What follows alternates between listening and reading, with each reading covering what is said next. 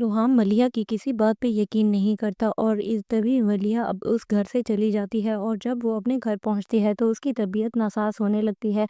तभी उसे हॉस्पिटल जाने लगता है। जब वो हॉस्पिटल जाती है तो डॉक्टर्स उसे कहते हैं तुम्हारा हस्बैंड किधर है।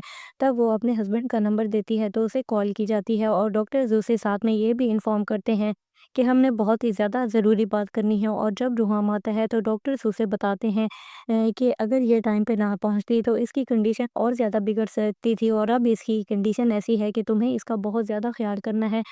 और मज़ीद वो उसे खुशखबरी से आगाह करते हैं कि तुम फाइनली बाप बनने वाले हो। तभी रुहाम को बहुत ज़्यादा खुशी होती है और वो मलिया को कहता है कि कल चलो घर चलें। तब मलिया कहती है कि उस घर में तो मेरी जगह नहीं है, तो मेरे बच्चे की कहाँ से जगह होगी और मैं तुम्हारे साथ नहीं जाना चाहती। तभी रुहाम उसे सॉरी करता है और कहता है कि मैंने जो जो गलतियाँ की हैं तुम उसके लिए मुझे माफ़ नहीं कर सकती हो। तभी मलिया चुप कर जाती है। दूसरी तरफ आप देखेंगे कि जो सना होती है वो